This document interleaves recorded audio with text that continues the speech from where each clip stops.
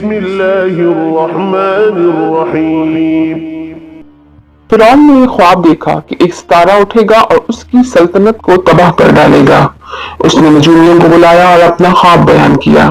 انہوں نے کہا کہ ایک بچہ پیدا ہوگا جو تیری سلطنت کو تباہ کر دے گا۔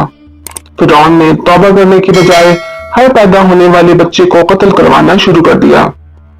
حضرت موسیٰ علیہ السلام جب پیدا ہوئے تو ان کی والدہ نے انہیں ایک صندوق میں بند کر کے دریا میں بہا دیا۔ صندوق دریا میں بہتا جا رہا ہے۔ حضرت موسیٰ علیہ السلام کی والدہ پریشان ہو گئی، اپنی بیٹی سے کہا کہ صندوق پہ نظر رکھنا کہ کہاں جاتا ہے۔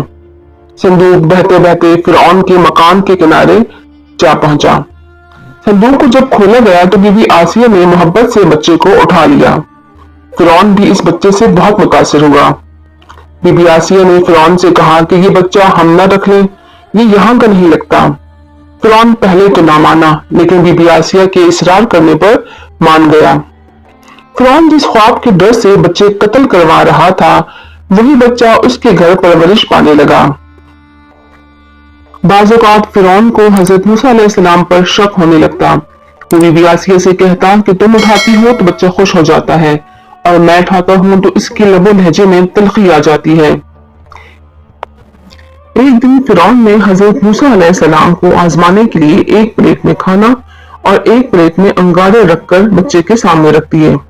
حضرت موسیٰ علیہ السلام کھانے کی پلیٹ کی طرف جانے لگے تو رب کریم نے جبرائیل علیہ السلام کو بھیج کر ان کا رخ انگاروں کی طرف موڑ دیا۔ حضرت موسیٰ علیہ السلام انگارہ اٹھا کر منہ میں ڈال لیا۔ اسی انگارے کی وجہ سے آپ علیہ السلام کی زبان میں لکنت پڑ گئی۔ اس یقین کے بعد آپ فرعون کے محل میں پلے بڑھے اور جوان ہوئے، اور اپنی ماں اور بہن کا پیار بھی پایا جو فرعون کے محل میں کام کرتی تھیں۔ آپ علیہ السلام جب فرعون کے ظلم و ستم دیکھتے تو اس کے خلاف بول پڑتے۔ فرعون ان کی ان باتوں سے ناراض رہنے لگا۔ ایک دن آپ علیہ السلام کو محل سے نکال دیا۔ محل سے نکلنے کے چند دن بعد آپ دوبارہ آئے تو راستے میں دو شخص آپس میں لڑ رہے تھے۔ ایک کا تعلق بنی اسرائیل اور ایک کا فرعون کی قوم سے تھا۔ بنی اسرائیل والے نے حضرت موسیٰ علیہ السلام کو پکارا اور کہا کہ یہ کپتی مجھ پر ظلم کر رہا ہے۔ حضرت موسیٰ علیہ السلام نے اس شخص کو سمجھایا پر وہ نہ رکا، تو حضرت موسیٰ علیہ السلام نے کپتی کو ایک گھونسا مارا۔ کپتی یہ برداشت نہ کر سکا اور وہیں گر کر مر گیا۔ حضرت موسیٰ علیہ السلام اسے مارنا نہیں چاہتے تھے۔ آپ علیہ السلام نے اپنے رب سے معافی مانگی۔ چند دن بعد آپ دوبارہ آئے تو وہی شخص جو کل لڑ رہا تھا آج پھر کسی اور سے لڑ رہا تھا۔ اس نے دوبارہ حضرت موسیٰ علیہ السلام کو پکارا۔ حضرت موسیٰ علیہ السلام نے کہا کہ تو بہت جھگڑالو لگتا ہے، ہر کسی سے لڑتا رہتا ہے۔ حضرت موسیٰ علیہ السلام جب اس کو سمجھانے کے لیے آگے بڑھے تو اس نے شور مچانا شروع کر دیا، کہنے لگا جیسے آپ نے کل اس کپتی کو مار ڈالا، آج مجھے بھی قتل کر دیں گے۔ اس نے شور مچانا شروع کر دیا۔ بات فرعون کے محل تک جا پہنچی۔ فرعون پہلے ہی بہانہ تلاش کر رہا تھا۔ اس نے حضرت موسیٰ علیہ السلام کو پکڑنے اور معاذ اللہ شہید کرنے کا حکم دے دیا۔ کسی نے حضرت موسیٰ علیہ السلام کو خبر دی کہ آپ یہاں سے ہجرت کر جائیں، آپ کی جان کو خطرہ ہے۔ آپ وہاں سے نکلے اور مدین چلے گئے۔ وہاں پہنچے تو ایک گھاٹ پہ دیکھا کہ لوگ اپنے جانوروں کو پانی پلا رہے ہیں۔ مدین میں فرعون کی حکومت نہ تھی۔ دو لڑکیاں کچھ دور کھڑی اپنی باری کا انتظار کر رہی تھیں۔ آپ نے ان سے پوچھا کہ تم کیوں نہیں پانی پلاتی؟ وہ کہنے لگیں کہ ہمارا بھائی کوئی نہیں، باپ بوڑھا ہے، ہمارا تعلق پردہ دار گھرانے سے ہے۔ حضرت موسیٰ علیہ السلام نے فرمایا اپنے جانوروں کو مجھے دو، میں انہیں پانی پلا کر لاتا ہوں۔ آپ نے پانی پلا کر بکریاں لڑکیوں کے حوالے کی اور خود وہیں بیٹھ گئے۔ لڑکیاں گھر گئیں تو اپنے باپ سے کہنے لگیں کہ آج کمال ہو گیا، ایک ایسا آدمی دیکھا ہے جو عورتوں کو دیکھتا ہے تو نیکی کرنے کے لیے آگے بڑھتا ہے، بے کس اور مجبور کی مدد کرتا ہے۔ ان کے والد نے فرمایا جاؤ اور اسے بلا کر لاؤ۔ کہا جاتا ہے کہ یہ حضرت شعیب علیہ السلام تھے۔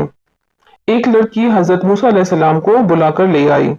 آپ نے حضرت موسیٰ علیہ السلام سے فرمایا کہ میرے ساتھ اجرت طے کر لو، میری بکریاں سنبھالو اور ہمارے ساتھ رہو۔ اگر تم نے اپنی ذمہ داری کو اچھے طریقے سے سنبھالا تو میں اپنی ایک بیٹی کی شادی تمہارے ساتھ کر دوں گا۔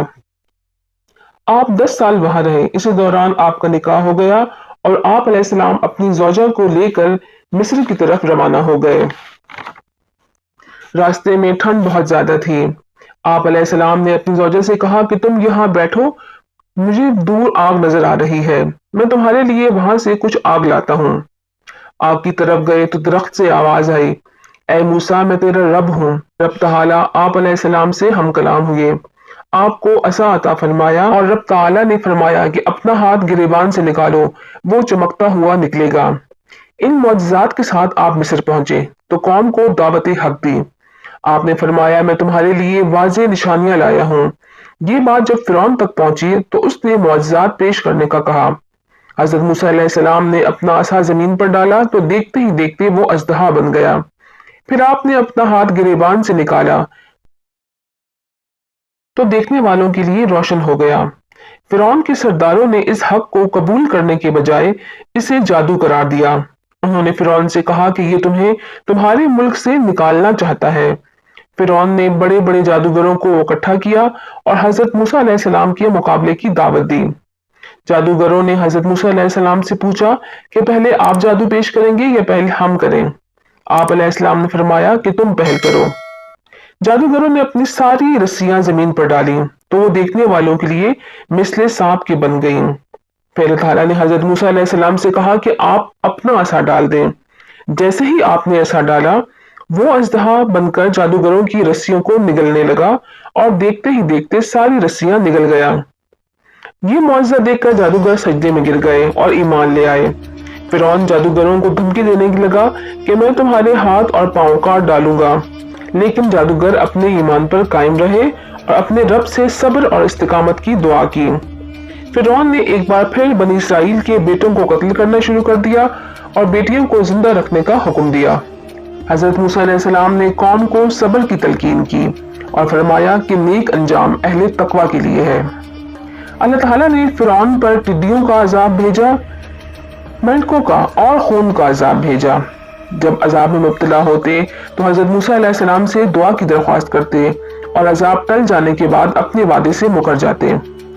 آخر کار اللہ تعالیٰ نے بنی اسرائیل کو حضرت موسیٰ علیہ السلام کے ساتھ سمندر پار کر دیا اور فرعونی اسی سمندر میں ڈوب گئے۔